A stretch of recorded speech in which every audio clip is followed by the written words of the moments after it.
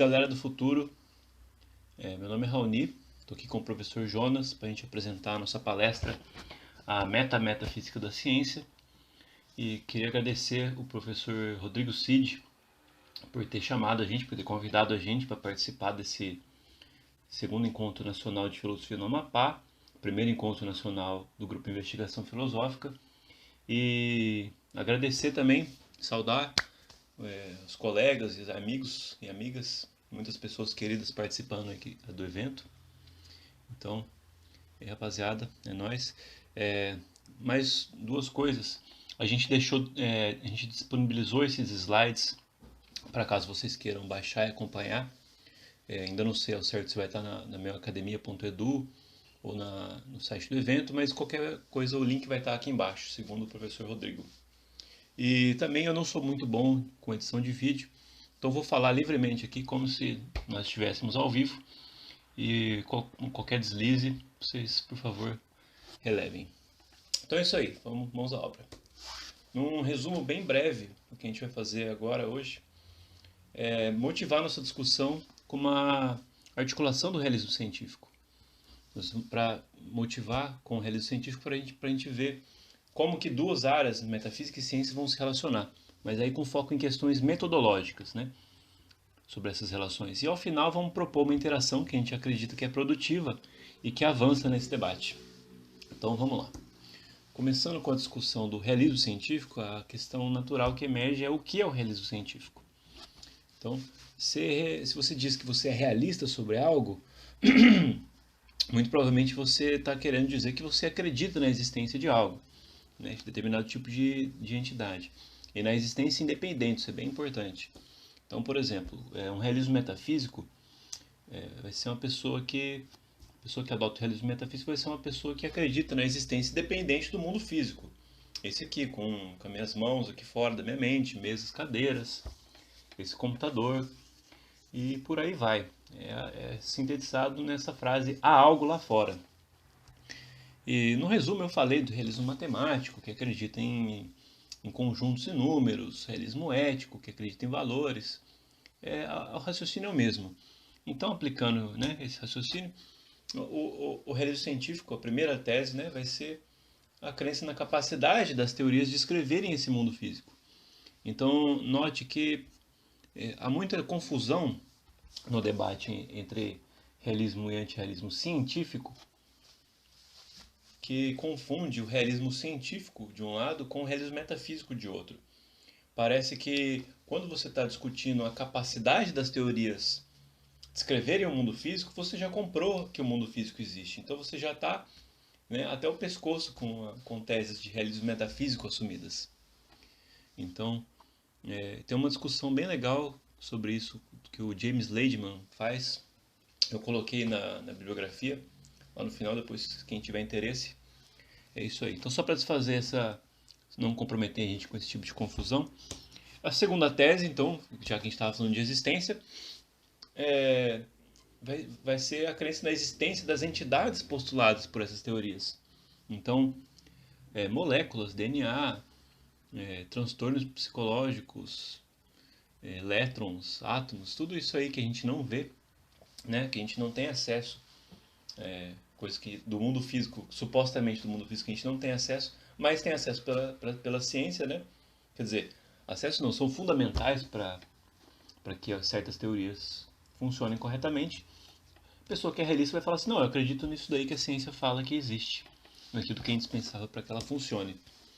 E a terceira tese é essas teorias científicas nos dizem como que é o mundo. Então, uma expectativa do realismo científico é justamente essa, é ter uma visão de mundo que seja informada, né, pela ciência. Então, vou pegar um exemplo aqui. Claro, tá fácil, né? Vamos informar o mundo pela ciência. Olha aqui, ó, que legal. Isso aqui é um mundo como a ciência diz que é. Isso aqui é a equação lagrangiana do modelo padrão na física, que sintetiza um monte de dados físicos obtidos aí desde 1800 e pouco, 1860, se eu não me engano, com algumas assunções, né, e desconsiderando algumas outras coisas. Mas então alguém podia pegar e falar assim, não, tá aí, ó, eu acredito nisso. É isso aqui que eu acredito. Eu sou realista sobre isso. E, poxa, parece que não, né? Parece que não dá pra você dizer isso. Parece que não dá pra você jogar uma equação na frente de uma pessoa e falar assim, não, é sobre isso aqui que é meu realismo. Porque parece que elas não dizem o mundo como que o mundo é. Talvez para algum tipo de pitagorismo, alguns realistas de função de onda vão falar isso, mas a gente vai guardar esse assunto para daqui a pouco. Mas parece que então a gente precisa interpretar essas equações e não sei até que quando, até o quão longe a gente pode interpretar essas equações para, né, para que a gente tenha uma atitude realista. Mas parece claro que a gente tem que ir além das equações. E aí é o desafio do Chakravarti. É a motivação, na verdade, real, escondida atrás do realismo, do realismo científico, vai ser o desafio do Chakravarti. Cito, ele diz assim: não se pode apreciar completamente o que significa ser realista até que se tenha uma imagem clara, eu friso imagem clara, acerca daquilo que estamos sendo convidados a ser realistas. Essa imagem clara, que seria então? Porque naquela equação parece que não tinha uma imagem clara. Quando que a gente tem uma imagem clara, então? E aí que é onde a gente chega na metafísica, porque essa imagem clara entende-se como uma descrição metafísica nos textos que discutem o desafio do Chakravarti. E então a gente vai para a metametafísica, que são as metodologias para a interação entre ciência e metafísica. Como obter essa imagem clara, essa metafísica? Vamos ver duas abordagens que encaram o desafio do Chakravarti, duas abordagens em voga, que é a metafísica naturalizada e a abordagem viking à metafísica. Ok? Então vamos começar com a metafísica naturalizada. E lembrando que ela é uma proposta que começa com um manifesto, ou seja, para a metafísica naturalizada, ou para os naturalistas, como a gente vai chamar a partir de agora, tem dois tipos de metafísica, uma boa e uma ruim. E o nome da metafísica ruim, quer dizer, os vários nomes da metafísica ruim são esses aqui. É a metafísica não escolástica, é uma metafísica analítica, metafísica de poltrona ou metafísica tradicional, uma metafísica de fantasia, é uma metafísica baseada em intuições, ou uma metafísica ao ar livre, ou uma metafísica a priori. É uma bagunça terminológica, né? Então, para a gente, vamos assumir por hora, durante essa apresentação, que todos esses nomes se referem à mesma coisa. No texto referido ali do Guai do Pradot, eles distinguem todas essas coisas, então parece que não são, mas vamos fingir que são. Tudo bem a gente falar que, para efeito de argumento, vamos fingir que, como eles usam para a mesma coisa, né, para a metafísica ruim. A metafísica ruim, então, vai ser essa aí, que é enquanto disciplina, né? A metafísica desenvolvida nos livros que estão na seção de metafísica da biblioteca, que estão nos cursos de metafísica, desenvolvida aí nas faculdades de filosofia mundo afora, é essa metafísica ruim. E vamos chamar essa metafísica de ruim de metafísica analítica. Mas só para não introduzir mais um nome nessa bagunça terminológica, né? Não quer dizer que é metafísica continental, é metafísica analítica. Porque parece que distinguir entre metafísica continental e analítica, como diz meu amigo Gabriel, é a mesma coisa que você distinguir metafísica de Pindamonhangaba. Pindamonhangaba. Salve Jonas de Pindamonhangaba. Então, vamos ver, né? Na metafísica analítica, essa metafísica muito ruim mesmo, os adjetivos que ela recebe na literatura. Ela é irrelevante e pseudocientífica. Ela é fútil. Ela é estéril e vazia. Epistemicamente inadequada. Poxa. E aí que a gente chega no Everything Must Go, do Lady Monroe, que é um marco nessa discussão metametafísica. E sem exagero, dá pra gente dizer que toda a literatura posterior pode ser vista como uma resposta a eles. Porque eles introduziram essa polarização no debate da metafísica boa e da ruim. Ok? E aqui eles têm a citação mais sem remorso, né, nessa literatura metametafísica, que é o seguinte, eu cito: a metafísica analítica contemporânea é uma atividade profissional envolvida por algumas pessoas extremamente inteligentes e moralmente sérias, mas não se qualifica como uma busca esclarecida da verdade objetiva e deve ser descontinuada. Pô, se você é extremamente inteligente e moralmente sério, você não devia estar fazendo metafísica analítica, então. Né? Em outras palavras, o motivo da suspeita é que a metafísica ruim é ruim porque não se relaciona com a ciência atual. E a ciência, né, é uma fonte de resultados impressionantes. E, então, né, como disse a Diana na prévia dela, da palestra dela, bem, uma imagem metafísica do mundo físico deve ter que levar em consideração o mundo físico, né? Há quem rejeite isso, pegue uns metafísicos mais radicais, como o Jonathan Lowe, não vão gostar de ouvir isso, mas parece razoável, né, o motivo da suspeita deles. Poxa, eles dizem, abre um livro de metafísica e vai lá na bibliografia. Vai ter alguma citação de algum artigo de ciência que estão falando sobre como é que é o mundo? Não vai ter. Então, pô, a ciência é a fonte de resultados impressionantes e a metafísica não. Logo, a metafísica que não se relaciona com a ciência não passa de uma perda de tempo. Cruel. Mas então, como que deve ser uma boa metafísica, naturalistas? A metafísica deve ser uma visão unificada, que é derivada, e eu sublinho, derivada, dos detalhes da pesquisa científica, dizem o Leitman e Ross. Então, somente aquelas perguntas que são feitas pela ciência, ou que possam ser respondidas pela ciência cientificamente, né, são dignas de respeito intelectual. E questões que não podem ser respondidas pela ciência devem ser abandonadas. E quais são essas questões? A da metafísica ruim. Ok? E a boa metafísica, então, né, já que existe outro tipo de metafísica, a metafísica científica ou metafísica naturalizada, ela é boa porque ela de fato se relaciona com a ciência. Ou, quer dizer, o naturalismo vai se recusar a ir além de onde a ciência já vai e vai, né, chamar que a metafísica, né, qualquer imagem clara deve vir da ciência. A metafísica, então, é a física. O David Wallace destilou a essência desse pensamento na seguinte frase, cito: naturalismo é a tese de que não temos melhor guia para a metafísica do que a prática bem-sucedida da ciência. Quer fazer metafísica? Pô, vamos fazer um trabalho sério então, né? Vamos olhar para a ciência. E vamos extrair a metafísica que dá para extrair de lá. Essa é a metafísica, né, que se chama de radicalmente naturalizada, que fala que, né, tem que se relacionar com a ciência, tem que ser extraída da ciência. Existe, o Morgante e o Taco fizeram a tal da metafísica moderadamente naturalizada, foi o TCC da Paola Villa, quiser procurar depois. E eles falam que tem como fazer uma interação com a ciência para fazer metafísica, mas ninguém fala de fato o que é isso. A gente vai tentar mostrar o que seria uma interação, mostrar de fato, né, uma interação ali no nosso método metapopperiano. Mas uma coisa de cada vez.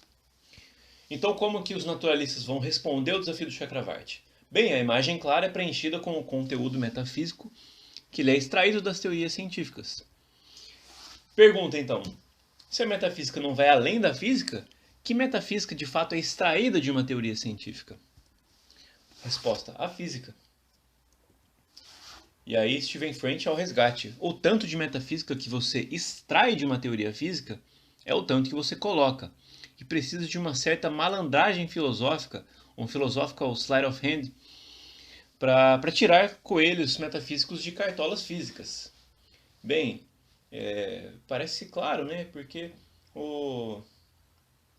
as questões próprias da metafísica que a gente faz nos cursos e nos livros ali são questões, por exemplo, como a da palestra do Francisco, né? O que são processos? A gente está querendo saber o que é identidade, se vai ser se a identidade é uma aceidade, é uma identidade transcendental ou é alguma outra coisa.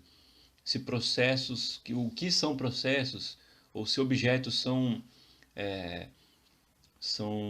um feixe de propriedades ou substratos. São esses tipos de questões que a gente investiga na metafísica. Então eu falar que eu vou extrair a metafísica da física, bem, parece forçoso porque essas questões não estão sendo investigadas ali na física. São outras questões que estão sendo investigadas. Então, para a gente fazer um balanço de achados e perdidos, talvez a gente precise fazer uma distinção aqui. Porque se a gente identificar metafísica e ontologia, a gente vai sair com as mãos vazias no que diz respeito ao conteúdo metafísico, ao desafio do Chakravarti. Ou seja, veja, a gente pegou uma distinção do Thomas Hofweber que a gente chama nosso resgate, que é muito legal, a gente tem usado bastante essa distinção, então fala. Na metafísica, queremos descobrir como a realidade é, de modo geral. Uma parte disso será descobrir as coisas, ou o estofo que são parte da realidade. E outra parte da metafísica será descobrir o que essas coisas, ou esse estofo, são de modo geral. Então a ontologia nesse projeto bem padrão, nessa abordagem bem padrão da metafísica, é a primeira parte do projeto, isso é a parte da metafísica que busca descobrir quais coisas formam a realidade. Outras partes da metafísica elaboram sobre a ontologia, quer dizer, vão além dela, mas a ontologia é central. Então aqui a ontologia vai tratar de questões de existência e a metafísica de questões de natureza. Então parece que a ontologia nessa distinção é um subconjunto da metafísica, mas um subconjunto essencial que vai tratar sobre o que há. E a metafísica vai desenvolver o que é aquilo que há. Numa forma de slogan. Seria isso. Então, o projeto da naturalização da metafísica, se fosse entendido como uma naturalização da ontologia, ou seja, uma ontologia naturalizada, parece que a gente consegue ver melhores os ganhos deles, né? Melhores os ganhos desse projeto metafísico. Porque as teorias científicas forneceriam o catálogo da realidade, né?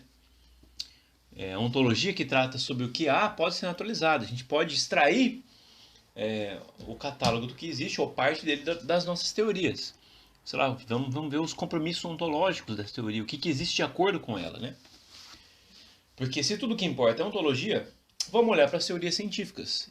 E a gente vê que essa tese de que tudo que importa é ontologia, em alguns naturalistas como Tim Malden, ele vai falar o seguinte: metafísica é a ontologia. Ou seja, não sei se ele confunde as duas coisas ou se ele privilegia a ontologia. Porque vamos lá, a ontologia é o estudo mais geral sobre o que existe. E a evidência do que existe, pelo menos no mundo físico, é fornecida unicamente pela pesquisa empírica. Então, o objeto apropriado da maioria das metafísicas é a análise cuidadosa das nossas melhores teorias científicas, e especialmente as teorias físicas fundamentais, como a mecânica quântica, com o objetivo de determinar o que elas implicam sobre a constituição do mundo físico. Então é isso. Só que daí não há metafísica na metafísica naturalizada. Se ela pudesse ser descoberta pela própria teoria, não haveria necessidade de uma investigação filosófica. Seria apenas mais um fato físico. E não faria, de fato, sentido procurar por conceitos metafísicos para revestir essas entidades postuladas, né? E esse parece ser o dilema epistêmico para a metafísica científica. Porque a metafísica deve vir, de fato, de outro lugar que não a própria ciência. Caso contrário, seria impossível dar uma metafísica, né, para as entidades com as quais essas teorias se comprometem. Mas a questão que fica ao final dessa sessão é: quem precisa de metafísica? Quem vai precisar de metafísica? E aí a gente chega na abordagem viking. Mas um pequeno aviso: quando a gente está falando de abordagem viking, a gente não está falando sobre esses caras, não, sobre essas minas, não. Estamos falando sobre a metafísica desenvolvida pelo Stephen French nesse livro, The Structure of the World. Ok? Então, na metafísica viking, a metafísica analítica, aquela metafísica ruim, ela é saqueada. A abordagem viking ela não vai produzir teorias metafísicas, mas ela vai usar ou saquear as metafísicas existentes. E daí o seu nome, viking. Vai responder o desafio do Chakravarti da seguinte forma: ela vai usar as teorias disponíveis na história da filosofia para entender o que são aquelas entidades, ou seja, opera aplicando conceitos metafísicos existentes nas teorias científicas ou nas entidades extraídas pelas teorias. Então, de volta à nossa pergunta: quem precisa de metafísica? Resposta: realistas. Porque, de acordo com o desafio do Chakravarti, realistas que não oferecem uma descrição metafísica não são realistas. E aí, isso quem está dizendo é o Stephen French.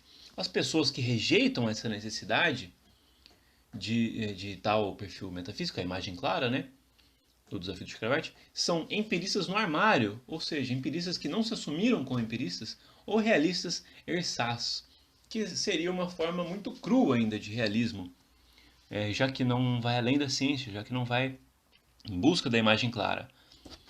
Então, a busca do realismo por meio do desafio do Chakravarti justifica o uso de ferramentas metafísicas que não são cientificamente informadas. Então, pelo fato de que eu posso usar as teorias da metafísica ruim para entender as entidades que eu extraí, que eu extraí ontologicamente da teoria científica, bom, isso é o suficiente para que deixe os metafísicos, deixe o pessoal da metafísica quieto lá, deixe eles fazendo. Ah, beleza, se não se relaciona com a realidade, deixa eles fazendo lá, que quando a gente precisar, a gente vai lá e pega umas teorias dele, para a gente poder ser realista. Então, a abordagem Viking vai de fato além da ciência. Ela fornece essa imagem clara, né? Indo além do que a ciência afirma, indo para a metafísica, né? A descrição metafísica é então uma camada teórica adicional. E os vikings, né, vão defender esse desenvolvimento irrestrito da ciência porque pode ser útil para eles. E a justificativa dessa liberdade está na possibilidade do uso dessas teorias metafísicas pela ciência. Então, ciência e metafísica operariam em níveis metodológicos completamente independentes. Então, o pessoal da metafísica lá fazendo metafísica e o pessoal ali fazendo ciência, da ciência fazendo ciência. E quando precisa, vai o viking e faz a ponte. Ok? Quando conveniente, né, a metafísica analítica pode ser usado para fins interpretativos na ciência. Então, como que os vikings respondem ao desafio do Chakravarti? Tá fácil. Eu vou escolher entre as opções disponíveis na literatura metafísica e vou vestir as entidades postuladas com uma roupa metafísica, vou dar um perfil metafísico para elas. Ok? A metafísica, então, como disciplina, já dissemos, é independente da ciência empírica e vai fornecer essas ferramentas e estratégias de investigação e especulação que vão ser usadas, que podem ser usadas para interpretar as teorias científicas. Então, nossos 2 centavos aí no meio dessa discussão toda. A metafísica naturalizada não é metafísica naturalizada, ou é ontologia naturalizada, ou é só a física naturalizada. Porque a descrição metafísica, como a gente parece que comprou essa tese, é uma camada teórica adicional, parece. Há boas razões para acreditar que sim. E caso naturalistas reconhecessem isso, eles vão parar por aqui, já que eles recusam-se a ir além da descrição científica. Nesse sentido, a metafísica científica não é metafísica, é apenas a descrição científica. O ganho aqui é a ontologia, que pode ser cientificamente informada. Mas e a metafísica... Desculpem. Mas e a metafísica da ciência? Né? Que é como se chama a abordagem viking. Bom, os vikings eles iriam além, né, na sua cruzada interpretativa, reificando, quer dizer, dando corpo a essas entidades científicas da ontologia da ciência com alguma metafísica existente. Então, se a descrição é livre da ciência, a ciência não determina a metafísica. É um problema aí já, chegando. Então, um metafísico vai poder sempre interpretar uma entidade de modos diferentes. Então, né, ao apenas transpor uma metafísica pronta para o campo da ciência, parece que falha em oferecer uma justificação para a metafísica. Porque a metafísica da ciência, né, chamada, não difere em conteúdo da metafísica que não é da ciência. Ela só está exibida em um lugar diferente. Não lembra que tinha 2 metafísicas, uma boa e uma ruim? Pô, a metafísica da ciência é boa, hein? Porque ela é da ciência. Mas o que a metafísica da ciência está fazendo, no caso da abordagem viking, é simplesmente pegando aquela metafísica ruim, uma metafísica analítica, e colocando um rótulo nela, da ciência. E te vendendo como, agora ela é boa, hein? Agora ela é da ciência. Então, putz, pode chamar o PROCON. Mas a questão mais séria, né, outra questão séria, né, é essa aqui, a subdeterminação. Tem a subdeterminação teórica, que é quando nós temos 2 ou mais alternativas igualmente bem-sucedidas ali no domínio empírico. Bem, se esse é o caso, então esse domínio empírico não pode ser usado como critério para escolher entre 2 teorias rivais. Né?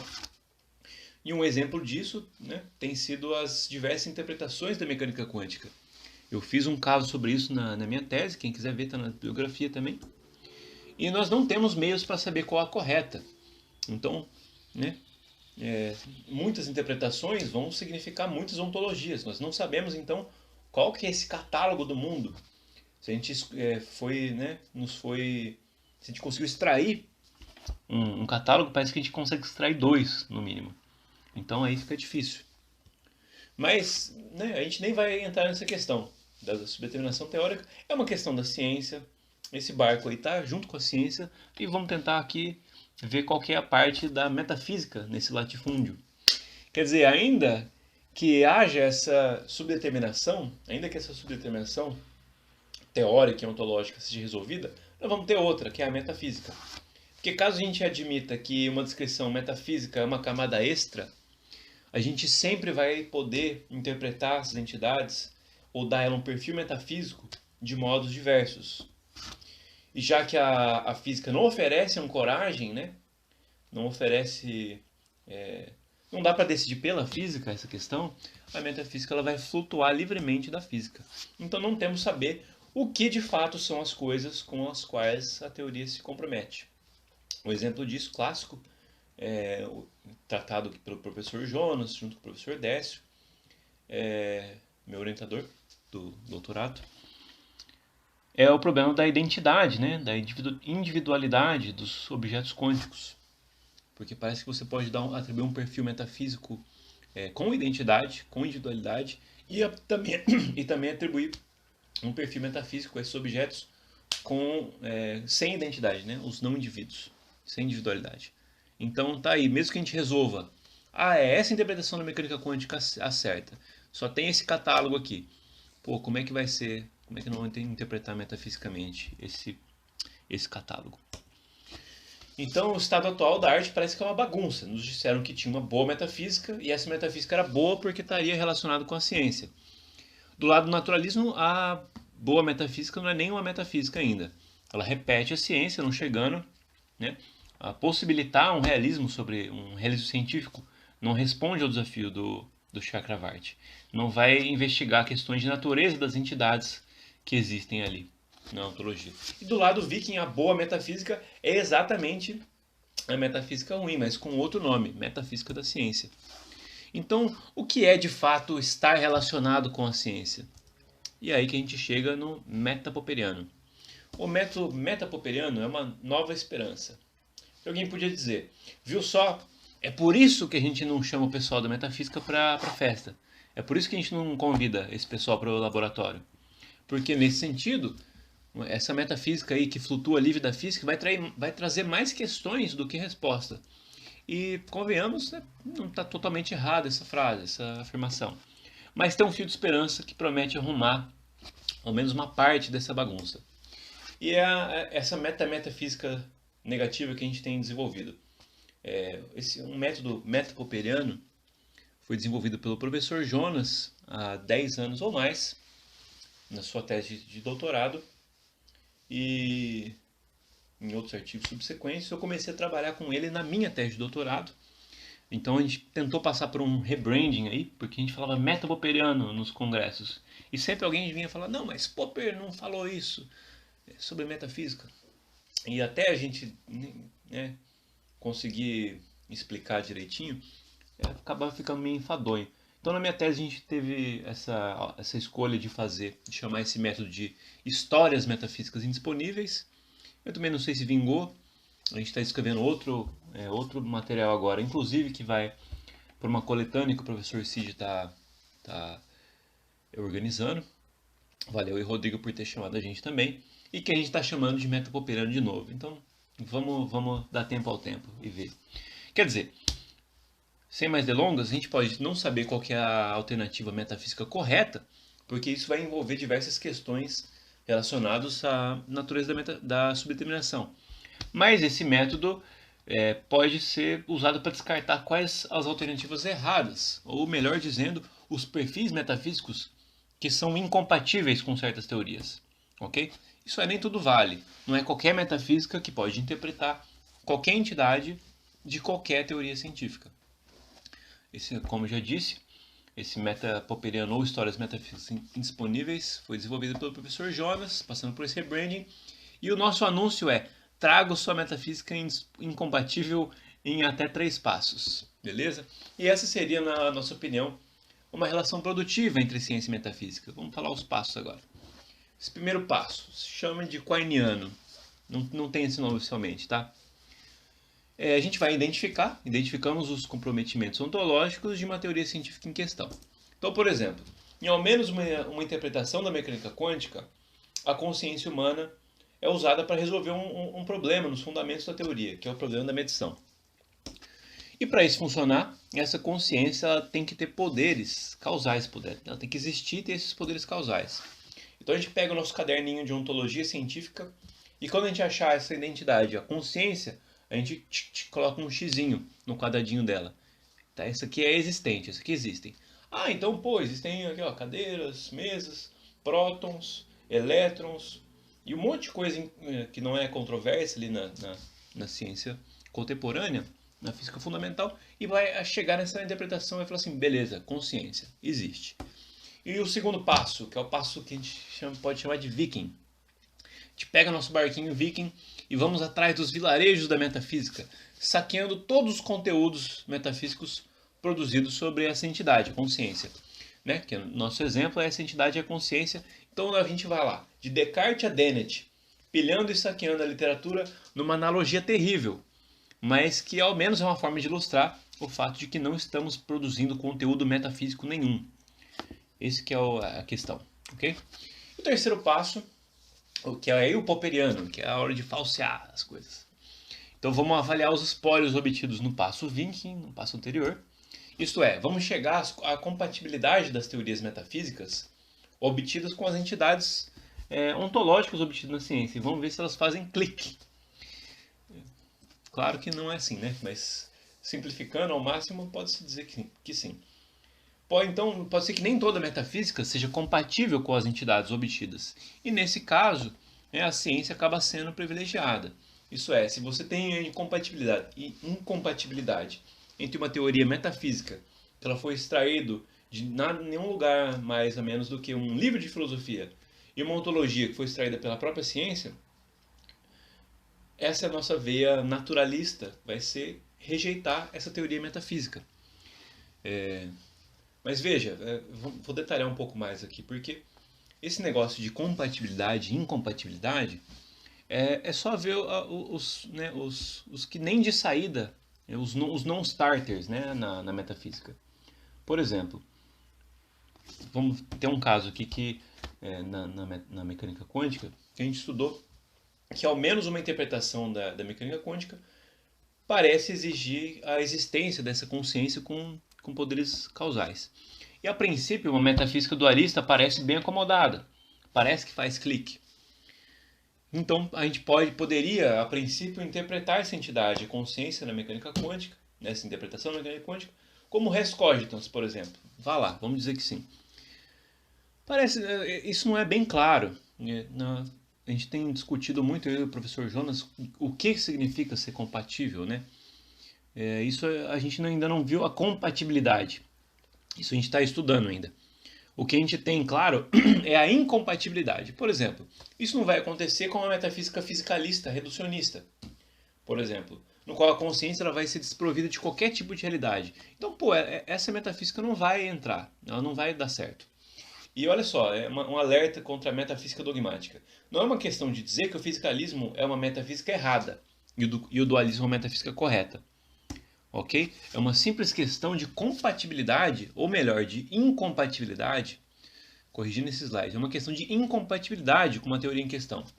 No caso, o fisicalismo é uma metafísica incompatível com essa interpretação da mecânica quântica. A gente desenvolveu isso nesse artigo que está ali nas referências.